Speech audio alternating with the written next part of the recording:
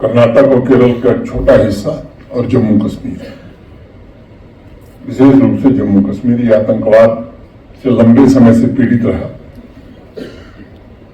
ये समाप्त हो, ये मैं समझता हूं कि बहुत ही अनिवार्य है, अपरिहार्य है। और इसके बिना अगर लोग सोचते हैं कि विकास हो सकता है, रोजगार मिल सकता है, तो मैं मानता हूं कि सबसे बड़ी बाधा है। सिक्योरिटी फोर्सेस, आर्मी, पुलिस ये अपना काम कर रहे हैं, प्रशासन के लोग भी अपना काम कर रहे हैं, लेकिन जम्मू कश्मीर के नागरिक के नाते हमारी अपनी भी जिम्मेदारी है। हम कोई ऐसा काम न करें जिसके कारण इस तरह की गतिविधियों में कोई बढ़ोतरी हो सके। जाने अनजाने में, कई बार अनजाने में हम कर देते हैं। मैं समझता हूं कि ये बड़ा मुश्किल पैदा करता है। परिस्थितियां काफी बदली हैं। अब स्ट्रीट वायलेंस माने पत्थरबाजी इतिहास की बात हो गई है। स्कूल, कॉलेज, बिजनेस सब कुछ इस देश के बाकी हिस्सों में जिस तरह से चल रहा है, यहां भी चल रहा है। जो भी बड़ी नामी तंजीमें हैं, उनका कोई बड़ा सरगना जिंदा नहीं है। अगर मैं आतंकवादियों की भर्ती की बात करूं तो लोकल रिक्रूटमेंट इस पूरे साल में 25 के सितंबर महीने बीतने जाने केवल एक हुआ है। अनेक पैरामीटर्स हैं जिन पर काफी हद तक सफलता मिली है, लेकिन दुर्भाग्य से हम एक ऐसा पड़ोसी पा गए हैं, एक ऐसा पड़ोसी है जिसके पेट में बराबर दर्द होता है। देवियों, सज्जनों और मित्रों, प्रशासन के हमारे सभी सहयोगियों, इस वर्ष 15 अगस्त को जब देश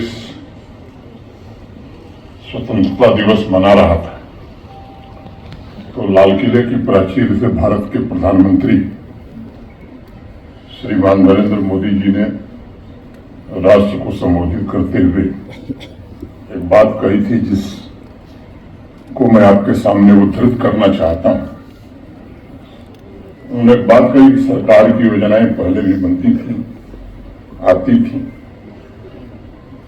लेकिन अब फर्क देश में ये आया है कि वंचितों के लिए, माने कमजोर वर्ग के लोगों के लिए समर्पित सरकारी योजनाओं को जमीन पर उतारने में सरकार को सफलता मिल रही है। सामाजिक न्याय हकीकतन जमीन पर उतरे, इसकी प्रक्रिया शुरू हुई है। आज मेरे सामने सभागार में उपस्थित जितने भी पहाड़ी समुदाय के मेरे भाई बहन नौजवान हैं, उनमें से भी कुछ लोग इस बात के साक्षी हैं, गवाह हैं। मेरे पूर्व के वक्ताओं ने बताया 6 फरवरी 2024 को सामाजिक न्याय को केंद्र में रखते हुए भारत के माननीय प्रधानमंत्री जी ने स्वातंत्र, समता और बंधुत्व के तीनों अमूल्य सिद्धांतों को लागू करते हुए लंबे समय से चली आ रही आप सबकी मांगों को पूरा किया और उन्हें जनजातीय हृदय स्थल में बसाने का काम किया। मैंने शेड्यूल ट्राइब का दर्जा दिया। सच है कि इसके कारण एक नई पहचान, गरिमा और सम्मान भी मिला। लंबे समय से आपके पूर्वजों ने, इस सभागार में बैठे अनेक लोगों ने, या जो यहां नहीं आ सके हैं, इसके लिए संघर्ष भी किया, एक सपना सजोया था और वो सपना प्रधानमंत्री जी के कारण पूरा होने में आपको मदद मिली। ये इस बात का संकेत देता है कि सामाजिक और आर्थिक न्याय स्थापित हो सके, समाज का कोई भी वर्ग गरीब, शोषित और अन्याय का शिकार न हो, इस दिशा में उठाया गया प्रधानमंत्री जी के द्वारा कदम था। आप सबको ध्यान में होगा कि ये जो बदलाव है इसकी पटकथा पहले कब लिखी गई? मैं 5 अगस्त 2019 को बड़ी इतिहास की महत्वपूर्ण तारीख मानता हूं। कुछ लोग इसको दूसरे हिसाब से देखते हैं। उसके पश्चात ही भारत की संसद ने जो कानून देश भर में बनाए थे, ऐसे 890 कानून जो जम्मू कश्मीर में लागू नहीं थे, आजादी के बाद पहली बार वो जम्मू कश्मीर में भी लागू हुए। कुछ 2-3 बातों का जिक्र करना मैं जरूरी समझता हूं। बच्चों के लिए जो देश में राइट टू एजुकेशन, शिक्षा का जो अधिकार था, वो भी जम्मू कश्मीर को पहली बार 2019 के बाद ही मिला। सफाई कर्मचारियों के लिए एक देश की संसद ने एक्ट बनाया था जिसमें सफाई कर्मचारियों के अधिकार सुनिश्चित थे। वो अधिकार भी जम्मू कश्मीर में 2019 के बाद ही लागू किया जा सका कानूनी ढंग से। दलित माने शेड्यूल कास्ट और शेड्यूल ट्राइब भाई बहनों पर अत्याचार रोकने के लिए जो कानून देश की संसद ने बनाया था, वो कानून भी 2019 के बाद ही जम्मू कश्मीर में लागू हुआ। माइनॉरिटी एक्ट के तहत लागू करके उनके हितों को संरक्षित करने का काम भी तभी प्रारंभ हुआ। और ये पूरा देश देख रहा था कि मिनिमम वेजेज एक्ट, जो श्रमिक काम करते हैं देश में, पूरे देश में मिनिमम वेजेज एक्ट लागू था। जम्मू कश्मीर को छोड़ करके वो भी उसके बाद ही लागू हुआ। ऐसे अनेक कमजोर वर्गों के लोग थे। मैं मानता हूं कि एक युग परिवर्तन वहां से प्रारंभ हुआ। आज देश के समाज के सभी नागरिकों को हक मिले, समता और सामाजिक न्याय की व्यवस्था स्थापित हो, इसकी ईमानदार कोशिश हो रही है। हमारे संविधान निर्माताओं ने भी इस बात का ध्यान रखा था कि समाज के जो हमारे कमजोर वर्ग हैं, खासतौर से सामाजिक और शैक्षिक रूप से, उनको आरक्षण रिजर्वेशन का लाभ देकर के समाज और राष्ट्र की मुख्य धारा में उनको जोड़ा जाए, उन्हें बराबरी का दर्जा मिले। और आज मैं कह सकता हूं कि हमारे देश की जो असली ताकत है वो यही है। अब आपको शेड्यूल ट्राइब माने आदिवासी का दर्जा कानूनी रूप से मिल गया। अगर भारत के इतिहास को देखेंगे तो देश की विकास की जड़ें काफी हद तक आदिवासी समुदाय में निहित रही हैं। और ये कहना उचित होगा कि जिस तरह से आदिवासी समुदाय ने भारत की प्राचीन परंपरा को सुरक्षित रखते हुए सामाजिक विकास के साथ सामंजस्य बनाने का काम किया, वो बाकी जगहों पर देखने को नहीं मिलता है। पहाड़ी समुदाय उसी परंपरा का अभिन्न हिस्सा है। प्रधानमंत्री जी के उस अभियान में आप सबका भी योगदान, जिसके द्वारा आपकी संस्कृति को संजोया जा सके। और एक देश में नया काम प्रारंभ हुआ, जनजातीय गौरव दिवस। ये पिछले कुछ वर्षों से ये इनिशिएटिव प्रारंभ किया गया ताकि जो जनजातीय समुदाय के लोग हैं, उनकी प्राचीन महिमा, उनकी संस्कृति और उनके सम्मान को फिर से पुनर्स्थापित किया जा सके।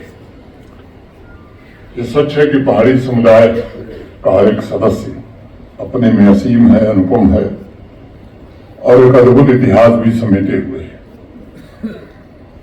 व्यक्तिगत रूप से मैं इस समुदाय को भारतवर्ष की परंपराओं और संस्कारों का ध्वजवाहक मानता हूं।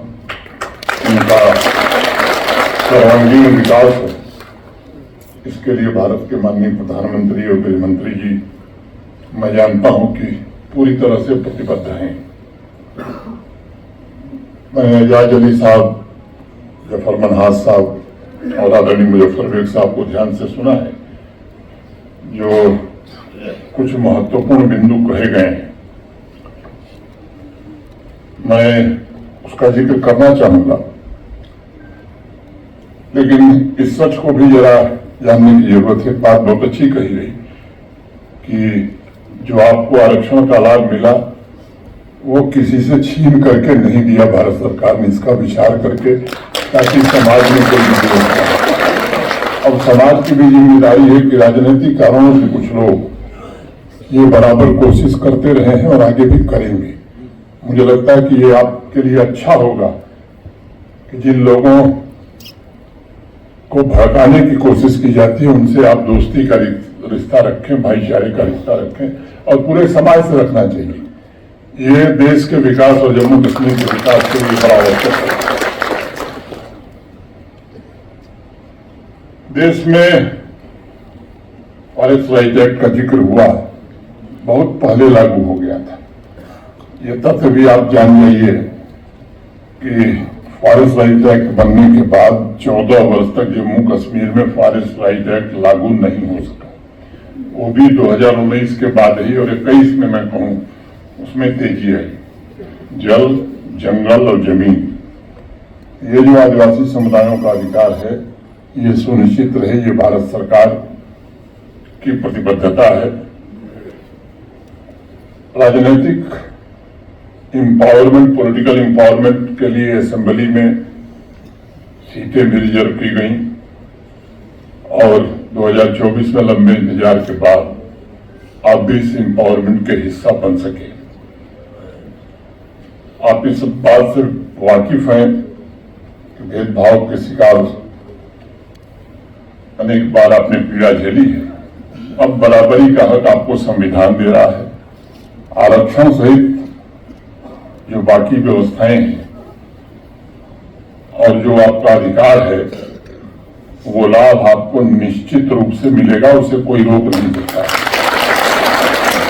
यदि कोई नई बात आती है तो रेजिस्टेंस आता है, और ये मानव स्वभाव है, इसमें कोई बुरा भी मैं नहीं मानता हूं।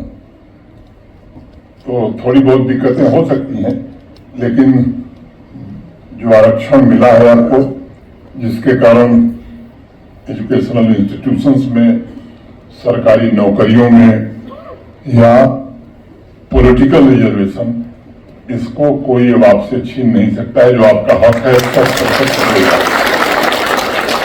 मैं उन बातों में नहीं जाना चाहता हूं कि Eklavya model school, smart classes, girls hostel, ये पिछले 4 वर्षों में कितने बने हैं उसको बताने की जरूरत नहीं है।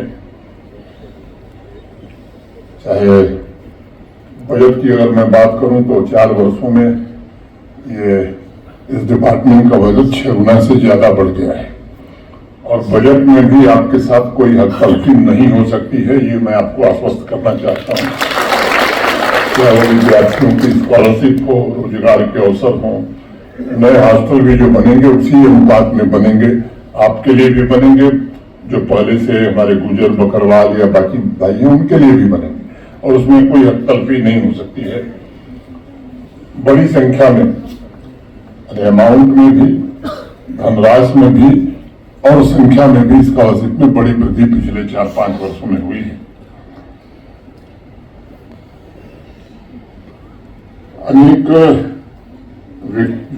व्यक्तित्वों और संस्थाओं को पिछले दिनों अवार्ड भी मिला है। फॉरेस्ट राइट एक्ट के साथ साथ वन संपदा अधिकार एक योजना है, प्रधानमंत्री वन धन योजना, ये भी जम्मू कश्मीर में लागू है। इससे आपके परिवारों की आमदनी में इजाफा होता है, हो सकता है। सामाजिक और आर्थिक रूप से जो आदिवासी समुदाय की बहनें हैं, महिलाएं हैं, दोनों स्वरूपों में महत्वपूर्ण भूमिका उनकी भी रही है, और ऐसी महिलाओं को आर्थिक रूप से स्वतंत्र तथा सशक्त बनाने के लिए भारत सरकार ने 2022 में वन धन सेल्फ हेल्प ग्रुप की स्थापना करी थी। प्रधानमंत्री आदि आदर्श ग्राम योजना भी प्रारंभ जम्मू कश्मीर में हुई, और माइग्रेटरी आबादी का सर्वे हुआ है, और मैं आपको ये भरोसा दे सकता हूं कि आदि आदर्श गांव भी आपके लिए भी निश्चित रूप से जो आपका हक है उतने गांव और वैसा स्कॉलरशिप, जॉब्स ये सब जरूर मिलेंगे। अनेक कार्यक्रम, चाहे वो वोकेशनल ट्रेनिंग हो, सेल्फ एम्प्लॉयमेंट हो, अनेक कार्यक्रम चल रहे हैं, उसमें समय नहीं जाया करना चाहता हूं, लेकिन आदिवासी समुदाय को अपने भाग्य की रचना स्वयं करने का सौभाग्य मिले, ये भारत सरकार की मंशा है। और मेरा विश्वास है कि सतत विकास और समावेशी समृद्धि का दृष्टिकोण ही आदिवासी समुदाय के उज्जवल भविष्य को आकार दे सकता है, सुनिश्चित कर सकता है। केंद्र सरकार की प्रतिबद्धता है ये, और आपकी समृद्धि और सशक्तिकरण ये उद्देश्य है। कुछ बातें कही गई हैं, पहाड़ी एडवाइजरी बोर्ड का पुनर्गठन, पहाड़ी समुदाय को मैनेजमेंट की जिम्मेदारी समाज कल्याण विभाग के बजाय आदिवासी कल्याण विभाग को देने, बेहतर hostel facility, forest light act, ये सब एक एक करके मैं बताऊं, मैं समझता हूं कि जरूरी नहीं है। मैंने एक मोटे तौर पर सैद्धांतिक बात कही है कि जो आपको हक दिया गया उसमें से कोई हक तलफी न कोई कर सकता है, न हो सकता है।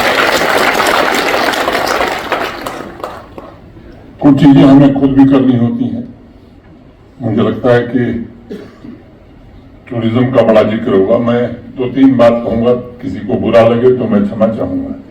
देखिए कि यहाँ सामान्य रूप से धारणा बन गई है कि टीआरसी में टूरिज्म रिसेप्शन सेंटर बनाने से टूरिज्म बढ़ जाएगा। देश अब बदल गया है। देश जब आजाद हुआ था तो निजी क्षेत्रों के पास धन नहीं था और इसलिए सरकारें होटल भी बनाती थी, सरकार स्टील भी बनाती थी, बहुत सारे काम ऐसी करती थी सरकार जो जरूरी था उस समय, देश की वो आवश्यकता थी।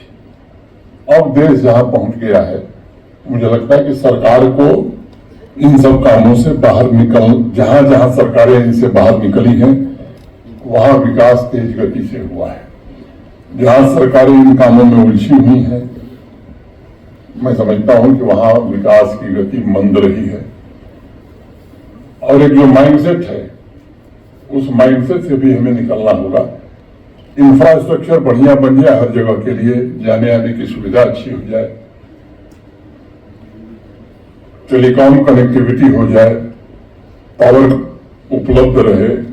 मैं समझता हूं कि सरकार को इन बातों पर ज्यादा फोकस करने की जरूरत है।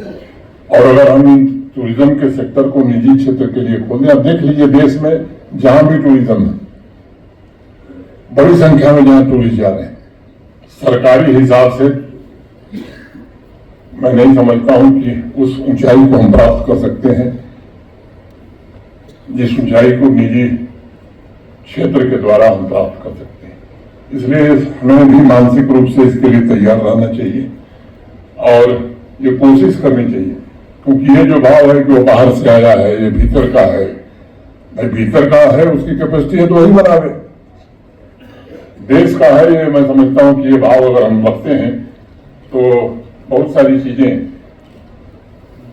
ठीक की जा सकती हैं। जितनी भी ट्राइबल डिपार्टमेंट की योजनाएं हैं वो ठीक से चलें और आपके समुदाय को भी हर योजना का लाभ मिले, ये निश्चित रूप से जितना बताया गया है उसमें बहुत कुछ सच नहीं है, मैं भी जानता हूं, लेकिन हाँ कठिनाई है ये भी मैं जानता हूं। उन कठिनाइयों को दूर करके ईमानदारी से इन लेटर एंड स्पिरिट वो इम्प्लीमेंट हो, ये जरूर सुनिश्चित किया जाएगा। और 100% सैचुरेशन जल्दी से जल्दी हो, क्योंकि आपको लंबा इंतजार करना पड़ा, इसकी व्यवस्था बनाई जाएगी। और एक बात मैं कहना चाहता हूं कि पूरा देश भगवान बिरसा मुंडा की 150वीं जयंती मना रहा है। आदिवासी समुदायों ने देवता के रूप में पूजता है। आजादी के आंदोलन में जो उनका योगदान है या जिस तरह की कुर्बानी उन्होंने दी, मैं समझता हूं कि पूरा राष्ट्र उनके प्रति कृतज्ञ है। मैं उन्हें नमन करते हुए जम्मू कश्मीर के सभी आदिवासी समुदाय और नागरिकों से अपील करना चाहूंगा कि भारत के प्रधानमंत्री जी ने जो 10-11 वर्षों में देश को आज 11वीं बड़ी अर्थव्यवस्था से दुनिया की चौथी बड़ी अर्थव्यवस्था बनाई है, उसके कारण देश के 25 करोड़ लोग गरीबी रेखा के नीचे जो जीवन यापन करते थे वो उससे बाहर निकल करके एक खुशहाल जीवन व्यतीत कर रहे हैं। समाज कल्याण के भी ऐसे काम हुए हैं जो लंबे समय से नहीं हो सकते थे। मैं जानता हूं कि मनुष्य की जो आकांक्षा है वो बड़ी अनंत होती है, उसके सपने भी बड़े अनंत होते हैं। उन सपनों को पूरा करने के लिए सरकार जुटे ये आवश्यक होता है, लेकिन किसी न किसी मोड़ पर देश की आवाम को भी कुछ चीजें सोचने की जरूरत होती है जिससे हमारा वजूद बनता है। जिस देश ने हमको सब कुछ दिया, जिस देश ने हमको आजीविका दी, इज्जत दी, सम्मान दिया, उस देश के लिए हमने क्या किया, ये प्रश्न हमें खुद से पूछने की जरूरत रहती है और हमें आत्मचिंतन करने की आवश्यकता रहती है। अपनी आकांक्षा पूरी करते हुए ये आवश्यक है किसी भी मनुष्य के लिए, किसी भी जिम्मेदार नागरिक के लिए, लेकिन हमारा योगदान क्या है ये भी हमें जरूर विचार करना चाहिए।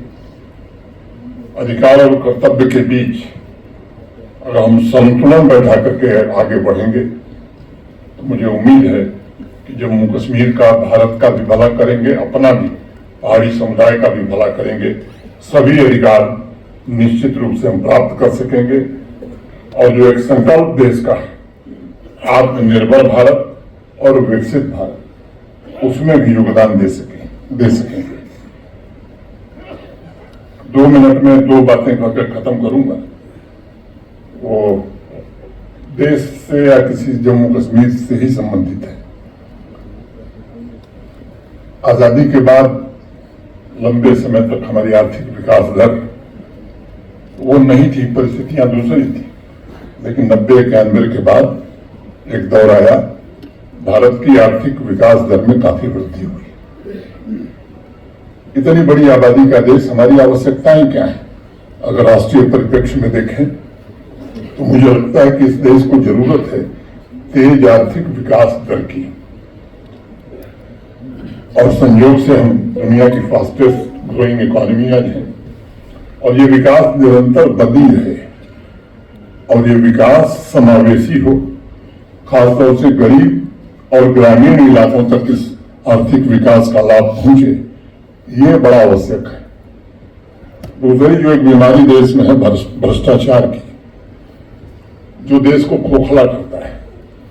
भगत सिंह पैदा होना चाहिए मेरे घर में नहीं, पड़ोसी के घर में, ये जो भाव है मैं समझता हूं ये दिक्कतें पैदा करता है। अपने काम के लिए हम कुछ भी करने के लिए तैयार हैं। मुझे लगता है कि ये ऐसे प्रश्न हैं जिस पर विचार करना चाहिए। और एक तीसरा प्रश्न जो है वो है आतंकवाद। आतंकवाद देश के बाकी अनेक हिस्सों से सिमट गया है। नॉर्थ ईस्ट मोटा मोटी आतंकवाद वहां खत्म हो गया है। एक लेफ्ट विंग एक्सट्रीमिज्म, नक्सलवाद जिसे कहते थे, जो बड़ा सपना देखते थे कि नेपाल तक एक रेड कॉरिडोर बना लेंगे, वो भी सिमट करके 1-2 जिलों तक रह गया है। और मैं जो महसूस कर रहा हूं या जो भी इसका विश्लेषण कर रहा होगा या एनालाइज कर रहा होगा, वो इस बात मेरी राय से सहमत होगा कि आने वाले कुछ महीनों में ये लेफ्ट विंग एक्सट्रीमिज्म है, नक्सलवाद भी देश से समाप्त हो जाएगा। कर्नाटक और केरल का एक छोटा हिस्सा और जम्मू कश्मीर है, विशेष रूप से जम्मू कश्मीर ये आतंकवाद से लंबे समय से पीड़ित रहा। ये समाप्त हो, ये मैं समझता हूं कि बहुत ही अनिवार्य है, अपरिहार्य है। और इसके बिना अगर लोग सोचते हैं कि विकास हो सकता है, रोजगार मिल सकता है, तो मैं मानता हूं कि सबसे बड़ी बाधा है। सिक्योरिटी फोर्सेस, आर्मी, पुलिस ये अपना काम कर रहे हैं, प्रशासन के लोग भी अपना काम कर रहे हैं, लेकिन जम्मू कश्मीर के नागरिक के नाते हमारी अपनी भी जिम्मेदारी है। हम कोई ऐसा काम न करें जिसके कारण इस तरह की गतिविधियों में कोई बढ़ोतरी हो सके। जाने अनजाने में, कई बार अनजाने में हम कर देते हैं, मैं समझता हूं कि ये बड़ा मुश्किल पैदा करता है। परिस्थितियां काफी बदली हैं। अब स्ट्रीट वायलेंस माने पत्थरबाजी इतिहास की बात हो गई है। स्कूल, कॉलेज, बिजनेस सब कुछ इस देश के बाकी हिस्सों में जिस तरह से चल रहा है, यहां भी चल रहा है। जो भी बड़ी नामी तंजीमें हैं, उनका कोई बड़ा सरगना जिंदा नहीं है। अगर मैं आतंकवादियों की भर्ती की बात करूं तो लोकल रिक्रूटमेंट इस पूरे साल में 25 के सितंबर महीने बीतने जा रहे हैं, केवल एक हुआ है। अनेक पैरामीटर्स हैं जिन पर काफी हद तक सफलता मिली है, लेकिन दुर्भाग्य से हम एक ऐसा पड़ोसी पा गए हैं, एक ऐसा पड़ोसी है जिसके पेट में बराबर दर्द होता है। कोई भी परिवार में बंटवारा होता है तो बंटवारे के बाद हर आदमी कोशिश करता है कि हम अपना घर बनाएं, अपने घर में कैसे समृद्धि आवे, इसकी कोशिश करें।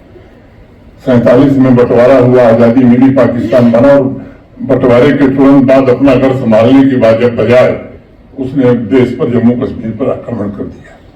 4 प्रत्यक्ष युद्ध वो लड़ चुका है और युद्ध में हार चुका है। और ये बात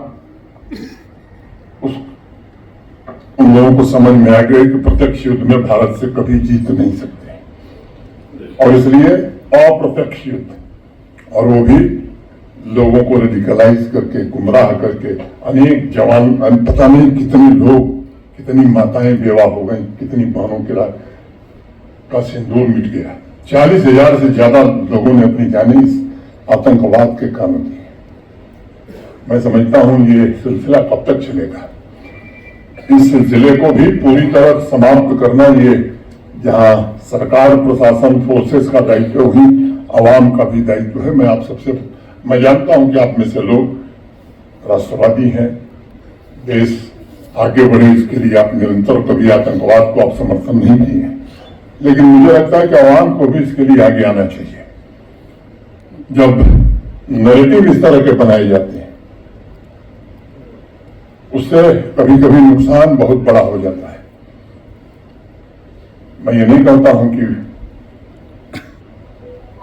उन लोगों का सीधा कोई वास्ता है, लेकिन अगर टीआरएस के सोशल मीडिया पोस्ट पर वही बात कही जा रही है जो हम बयान दे रहे हैं, तो निश्चित रूप से ये खतरनाक है और इस पर जरूर विचार करना चाहिए।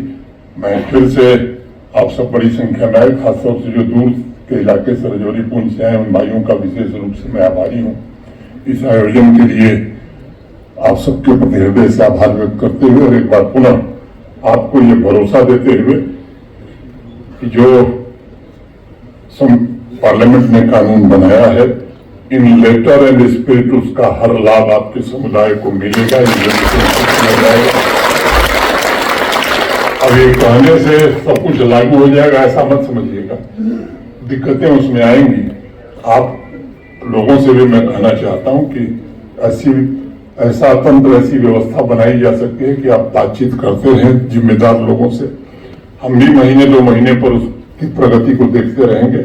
मैं आश्वस्त हूं फिर जब हम मिलेंगे तो एक अच्छे वातावरण में मिलेंगे, और आप सबसे मेरा ये अनुरोध होगा, जो मैंने पहले बात दोहराई, ये जो कोशिशें हो रही हैं कि समाज को कैसे बांटा जाए, इसके हिस्सा हम किसी हाल में न बने। अपने स्वार्थ के लिए इस तरह की कोशिशें कुछ लोग करते हैं। मैं आपसे विनम्रता पूर्वक अनुरोध करना चाहता हूं कि उन लोगों से भी भाईचारा, दोस्ती का संबंध, और हम कैसे एक भाई की तरह मिलकर के जम्मू कश्मीर को मजबूत कर सकते हैं, शांति और समृद्धि की ओर बढ़ा सकते हैं, इसमें आप सब हर नागरिक पहल करें। इन्हीं चंद बातों के साथ मैं अपनी बात पूरी करता हूं। धन्यवाद। जय हिंद, जय भारत।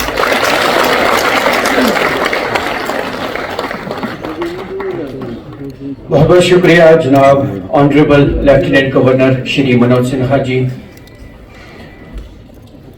मैं एक मरतबा फिर पूरे पहाड़ी कबीले की तरफ से आप सभी मोअज़्ज़ज़ अफराद का, खासतौर पर लेफ्टिनेंट गवर्नर साहब मुज़फ़्फ़र हुसैन बेग साहब, ज़फ़र इकबाल मनहाज साहब, राजा एजाज अली साहब, रफीक साहब और हॉल में कई मुअज़्ज़ज़ शख्सियात हैं, आप सबका